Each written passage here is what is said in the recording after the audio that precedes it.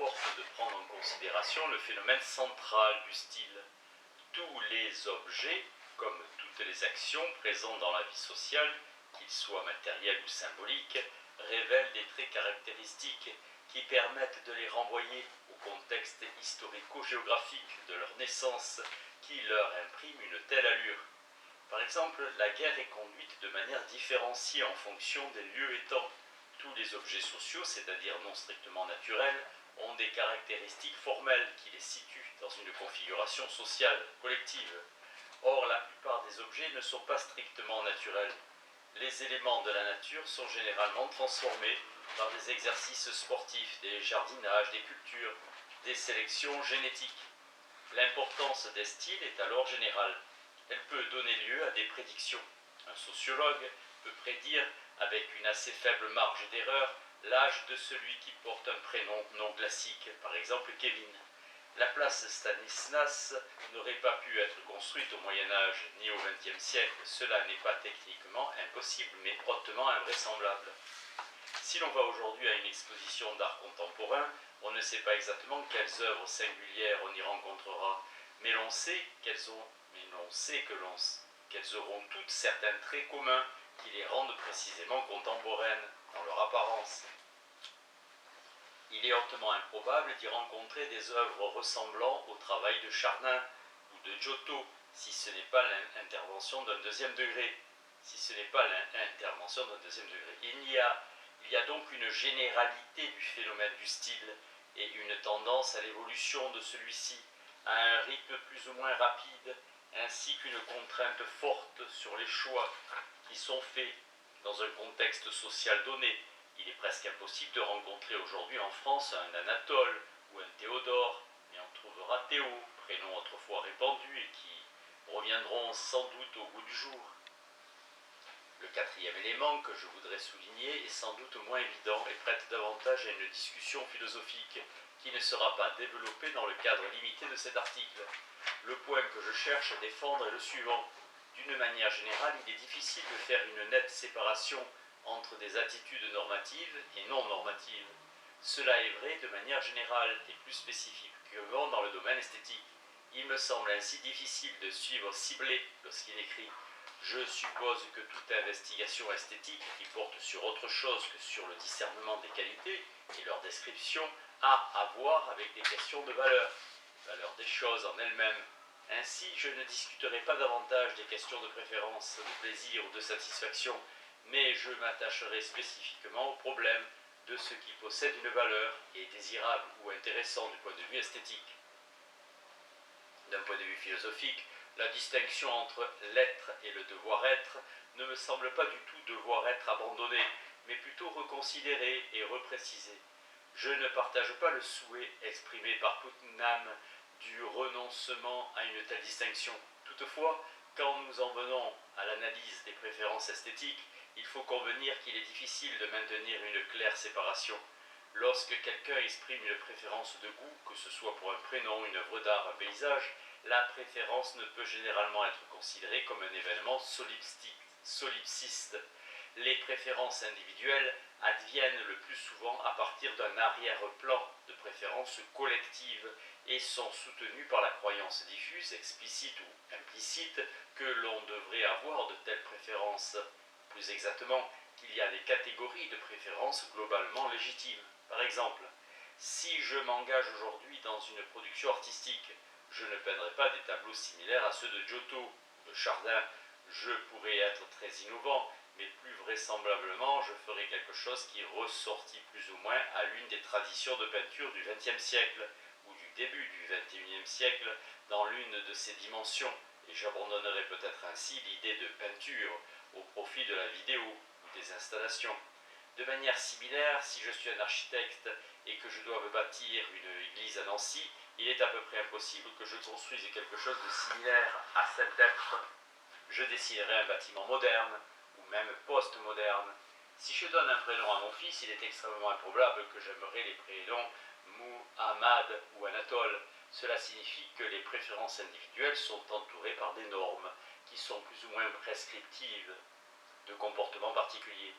Toute préférence se fait sur un arrière-plan d'éléments sociaux qui qui sont implicites dans les revendications d'amour ou de désamour faites par un individu à l'égard de tel ou tel objet. Dès lors, il ne saurait être dit qu'un plaisir individuel n'a aucune dimension normative. Un plaisir est normatif en deux sens distincts. Premièrement, toute préférence relève d'un choix qui a une dimension évaluative, puisqu'il ne saurait techniquement relever de la simple description d'un objet, mais précisément de son évaluation, même si celle-ci est à usage personnel. Si je dis que j'aime quelque chose, cela signifie que la chose a une certaine valeur pour moi. Dans une conceptualisation humienne, tout au moins qui me semble pertinente, cette valeur ne peut relever de la description directe de l'objet. Ce sont là deux attitudes différentes. Deuxièmement, cette valeur est de manière plus ou moins directe liée à des normes sociales qui affectent indubitablement les choix individuels. Ces normes sont proposées comme valides pour des communautés de dimensions variables, du petit groupe jusqu'à l'humanité tout entière.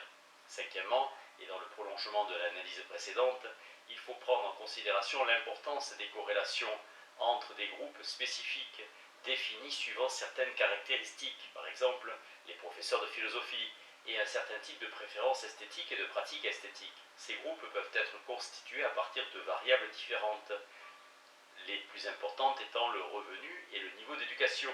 Mais il y a aussi l'âge, les préférences sexuelles, le lieu de résidence. Il est évident par exemple que les films homosexuels sont très majoritairement vus par des homosexuels. Toutefois, en sens inverse, si ces corrélations ont un assez grand pouvoir prédictif, ils ne demeurent au bout du compte que partiels, et elles ne rendent compte que de tendances. D'un côté, il est très peu vraisemblable qu'un ouvrier à faible revenu et à faible niveau d'éducation apprécie une œuvre de Ligeti. D'un autre côté, il est tout sauf évident qu'un avocat très aisé et très éduqué appréciera d'écouter Ligeti. Les corrélations sont toujours incomplètes et décevantes ou rassurantes, mais elles nous donnent une idée de l'allure générale de la distribution sociale des plaisirs esthétiques. Un des effets de cette distribution est de distinguer entre un art populaire et un art savant, aussi bien du point de vue d'une classification universitaire des objets culturels que du point de vue d'une distinction des publics qui les abordent. Il est concevable que le plus souvent les personnes qui écoutent des chansons de Madonna ne sont pas celles qui écoutent Ligeti. Mais il peut aussi arriver qu'un amateur de Ligeti aime également Madonna. Il convient de noter également que toutes sortes de hiérarchies adviennent de manière interne à ces ensembles. Un amateur compétent de hard rock jugera vraisemblablement sublimes certaines œuvres et détestables d'autres, alors que toutes entrent dans cette dernière catégorie pour un non-amateur. Tels sont en gros les faits et la difficulté est ensuite de les interpréter. Enfin, il convient de prendre en considération la tendance au changement dans les appréciations esthétiques. Celle-ci comporte deux aspects. D'abord, comme il a été indiqué précédemment, les formes esthétiques changent en fonction des situations spatio-temporelles, cela est évident. Ces changements dépendent de croyances, par exemple que les façades des immeubles doivent être ornementées ou non. Ces croyances sont par ailleurs plus ou moins favorables au changement. Mais l'autre dimension du phénomène est que des formes esthétiques étant établies, leur appréciation tend à changer, soit sur une base personnelle, soit sur une base culturelle générale. Chacun a fait l'expérience d'un changement de ses goûts à propos d'une catégorie de formes. D'une manière plus significative peut-être, l'appréciation culturelle prédominante de la nature et des objets artificiels tend à changer de manière radicale. L'art nouveau, très décoré de Nancy, aurait été rejeté par le Corbusier. La brasserie Excelsior, qui est aujourd'hui considérée comme un des fleurons de la ville, a failli être détruite lors d'une opération immobilière. Le phénomène de la mode, qui concerne tout le monde, est ainsi fascinant. Il y a une énigme profonde à remarquer que des prénoms comme Anatole ou Kevin suscitent alternativement l'engouement ou la répulsion, alors que ceux-ci peuvent difficilement être rapportés à leurs propriétés intrinsèques. Une entreprise sociologique doit essayer de comprendre la logique de ces variations sur la base de leur description. Dans la mesure où toutes les préférences dépendent de normes plus ou moins claires, la question est de comprendre les modalités de formation des consensus d'un côté responsables des styles dominants qui adviennent dans certaines situations et des dissensus de l'autre qui semblent consubstantiels au sentiment esthétique. Une appréciation sociologique pertinente de ces variations ne saurait se contenter de les décrire, elle devrait s'efforcer de les interpréter. Ce faisant, elle ne saurait se contenter d'affirmer la prééminence d'une norme quelconque. Il s'agit plutôt de comprendre le mouvement normatif dans sa formation et sa dynamique. Ce projet est proche de celui décrit pour l'éthique par David Wiggins. Une philosophie morale complètement achevée devrait tâcher d'expliquer l'ensemble des attributions morales en les considérant comme irréductibles les unes aux autres et indispensables les unes par rapport aux autres, et en n'accordant aucune primauté, pas plus aux traits de caractère qu'aux vertus, aux pratiques ou aux faits. Une telle philosophie, qui ne serait ni une morale conséquentialiste, ni une morale de la vertu, pourrait prendre appui sur une part de subtilité des phénomènes moraux eux-mêmes et des engagements moraux qui s'ensuivent. Il me semble qu'il s'agit là de la tâche que la sociologie devrait se proposer, notamment pour le domaine esthétique. La difficulté spécifique est double. D'un côté, toute description d'une corrélation n'est pas explicative de la corrélation elle-même et n'autorise aucune conclusion relative aux préférences normatives et à leur statut ultime. D'un autre côté, l'expression de jugements normatifs qui ne prendraient pas en considération la diversité des registres normatifs, leurs variations, leur opposition latente et leur enracinement dans des groupes sociaux ne saurait avoir un caractère concluant et court le risque de l'arbitraire du préjugé désincarné, n'exprimant que des prouesses spéculatives. L'importance des croyances. Pour avoir une description pertinente des perceptions esthétiques, il convient d'introduire la notion de croyance. Je prendrai ici la notion de croyance dans un sens très général, au-delà de la simple croyance en un état de fait par opposition à un désir ou une volition. L'idée ici développée est qu'il n'existe pas quelque chose comme une perception esthétique immédiate, mais qu'interviennent toujours dans sa formation des représentations qui l'orientent dans certaines directions. Les croyances sont un aspect de l'interaction qui existe entre l'organisme et le monde, bien décrite par John Dewey. L'idée fut initialement développée pour une théorie de la connaissance, mais elle est aussi valide pour la perception esthétique comme l'écrit Dewey lui-même. Une expérience immédiate est une impossibilité biologique et psychologique. Une expérience est un produit, on pourrait même dire un dérivé de l'interaction continue et cumulative d'un sujet biologique avec le monde. Aucune autre fondation sur laquelle une théorie esthétique et critique peut être établie n'existe. Cette proposition générale est vraie pour des perceptions élémentaires. Je prendrai deux exemples de base. Les juifs religieux ne doivent pas manger de porc.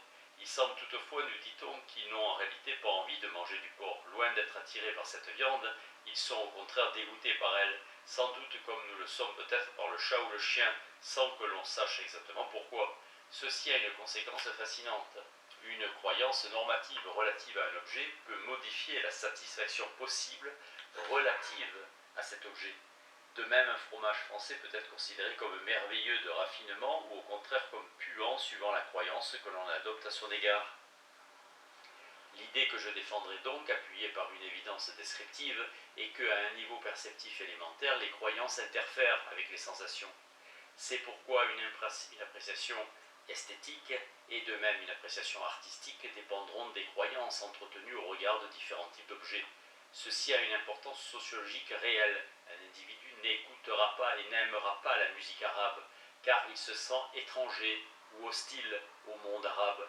Au contraire, un arabe admirera particulièrement l'Alhambra de Grenade, car il y verra un témoin de la grandeur des Arabes. De manière générale, il convient de signaler que les perceptions esthétiques se déploient par la sélection de traits constitutifs des objets et par la référence de ces traits à des croyances sous-jacentes impliquant d'autres considérations, la gloire du peuple arabe. Dès lors, il importe de savoir quels traits sont retenus par quelle catégorie d'acteurs sur la base de quelles croyances. Par exemple, il est évident qu'un historien de l'art n'aura pas la même perception d'un objet relevant de son domaine de spécialisation que quelqu'un qui le voit pour la première fois. Mais cette diversité des perceptions n'est pas réductible à une opposition entre compétence et incompétence. Différents philosophes pourront tenir face au même objet des discours différents, sélectionnant des aspects différents de l'œuvre. Un philosophe chrétien pourra ainsi être sensible à la dimension biblique du combat de Jacob avec l'ange de la croix. Les croyances impliquées dans la perception des objets sont fondamentalement de trois ordres. Le premier correspond au domaine des représentations morales, politiques, religieuses, métaphysiques, impliquant par exemple la notion de sens de la vie, sociale, par exemple les questions de statut ou culturel qui peuvent être associées à des objets. On peut appeler ces éléments signifiants. Un objet peut être ainsi qualifié de vulgaire parce qu'il est apprécié par des gens qui sont jugés par ailleurs eux-mêmes vulgaires. Or, ces éléments signifiants ont une propriété remarquable du point de vue de ce qui nous occupe. Ils sont susceptibles de procurer une dissatisfaction. Par exemple, le Magnificat de Monteverdi peut susciter un plaisir spécifique lié à sa dimension religieuse. Il y a bien quelque chose comme des plaisirs religieux et ceux-ci peuvent être éveillés par des œuvres d'art. Par contraste, une personne non religieuse pourra aimer infiniment la même œuvre, mais n'aura pas le même type de délectation spirituelle. Un deuxième type de croyance relève d'une attention spécifique aux formes déployées et à leur effet sur une personne. Ces croyances, dans la mesure où les perceptions sont liées à des discours qui déterminent les dimensions sélectionnées dans l'objet, se portent vers la variété des formes prises en tant que telles et pour autant qu'elles ont effectivement perçues. Enfin, un troisième type de croyance, proche du précédent mais fondamentalement différent en ce qu'il implique une comparaison avec des objets qui ne sont pas nécessairement directement présents à l'esprit, implique une confrontation implicite. Les objets sont comparés à d'autres objets. 4 termes de comparaison sont ici essentiellement mobilisés: la nouveauté, l'authenticité, la rareté ou la maîtrise par rapport à des modèles de référence. Il va de soi qu'à partir de là, les perceptions effectives des discours produits sur les objets mêlent les différents registres, comme en témoigne cette citation de Levinson, extraite d'un article de dictionnaire.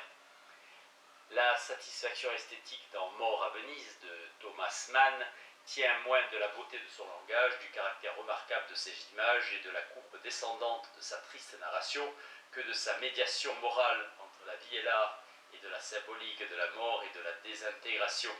Toutefois, la satisfaction engendrée dans ces deux derniers cas est proprement esthétique, justement lorsqu'un tel contenu moral ou symbolique est appréhendé dans et à travers le corps de l'œuvre littéraire en elle-même.